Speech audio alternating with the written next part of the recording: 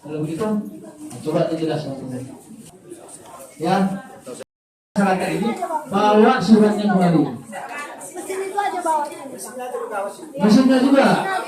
Ya terserah. Memang betul pemotongan karena alasannya untuk pembayaran terhadap penduduk desa Tanah Baru. Kenapa harus kaur saja yang dipotong? Jadi, oke. Alhamdulillah, Pak Mukim, oleh desa penyelesaian masalah di desa kita Tanah Baru.